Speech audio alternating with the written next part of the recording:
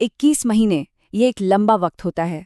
इतने महीनों तक चले इस संघर्ष ने अनगिनत जिंदगियों को बदल के रख दिया और एक पूरे राज्य को संकट में डाल दिया। आज हम मणिपुर के इसी संघर्ष की तह तक जाएंगे। ये एक ऐसी कहानी है जिसने सिर्फ भारत को ही नहीं बल्कि पूरी दुनिया को झकझोर कर रख दिया है। तो चलिए समझते हैं कि आखिर वहां हुआ क्या था। 1 तारीख 9 फरवरी 2025। ये वो दिन था जो मणिपुर के इतिहास में हमेशा के लिए दर्ज हो गया। लगभग 2 साल की उथल-पुथल और हिंसा के बाद मुख्यमंत्री एन बीरेन सिंह ने आखिर में अपना इस्तीफा दे दिया। ये एक युग का अंत था, या शायद एक बहुत ही मुश्किल नए अध्याय की बस एक शुरुआत। लेकिन सबसे बड़ा सवाल तो यही है कि क्यों? आखिर 21 महीनों तक चली इस हिंसा के बाद ऐसा क्या हुआ कि चलती हुई सरकार को गिरना पड़ा? इस पूरी पड़ताल में हम इसी एक सवाल का जवाब ढूंढने की कोशिश करेंगे। कहते हैं ना कि हर बड़ी आग की शुरुआत एक छोटी सी चिंगारी से होती है। तो मणिपुर के मामले में वो पहली चिंगारी क्या थी? चलिए थोड़ा वक्त में पीछे चलते हैं और उस एक पल को समझने की कोशिश करते हैं जिसने सब कुछ बदल कर रख दिया।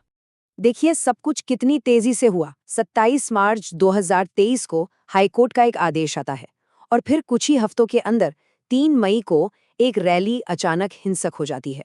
हालात इतने बेकाबू हो गए कि सेना को बुलाना पड़ा और देखते ही गोली मारने तक के आदेश जारी करने पड़े।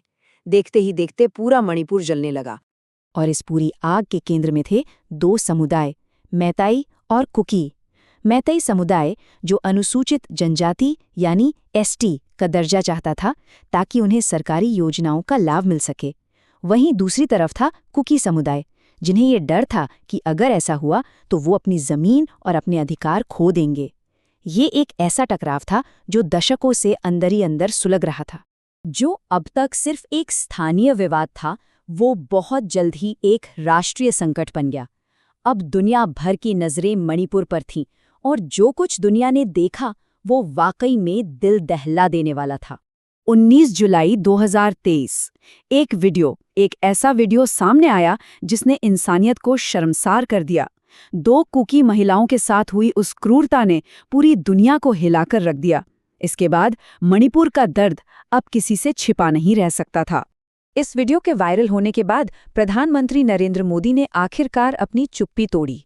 उन्होंने कहा कि उनका दिल दर्द से भर गया है और मणिपुर की बेटियों के साथ जो कुछ भी हुआ उसे कभी माफ नहीं किया जा सकता। देश के सबसे बड़े पद से आए इन शब्दों ने ये साफ कर दिया कि हालात कितने गंभीर थे। लेकिन क्या ये सिर्फ एक जातीय संघर्ष था? पूर्व सेना प्रमुख जनरल नरवणे ने एक और ही चौंकाने वाला पहलू सामने रखा, विदेशी ताकतों का हाथ। उनके मुताबिक ये अस्थिरता भारत की राष्ट्रीय सुरक्षा के लिए एक बहुत बड़ा खतरा थी। इस बात ने कहानी में एक और परत जोड़ दी। मणिपुर की आग की तपिश अब दिल्ली तक पहुंच चुकी थी। मई 2023 में गृह मंत्री अमित शाह को खुद हालात का जायजा लेने के लिए वहां जाना पड़ा और बहुत जल्द ये आग अंतर्राष्ट्रीय सीमाओं को भी पार कर गई। इसकी गूंज अप्रैल 2024 में ब्रिटिश संसद तक सुनाई दी। तो अब हम कहानी के उस मोड़ पर आते हैं जहां वो राजनीतिक भूचाल आया जिसके कारण आखिरकार सरकार ही गिर गई। पर्दे के पीछे आखिर चल क्या रहा था? देखिए, सरकार के गिरने की कहानी को हम 3 हिस्सों में समझ सकते हैं।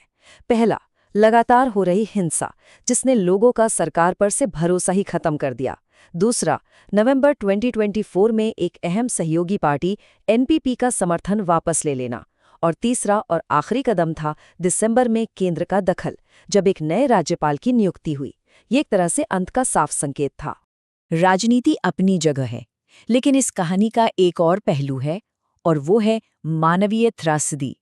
चलिए अब उन आंकड़ों पर एक नजर डालते हैं जो इस संघर्ष की असली कीमत बताते हैं। 250 से भी ज्यादा जानें चली गईं। याद रखिए, ये सिर्फ एक आंकड़ा नहीं है।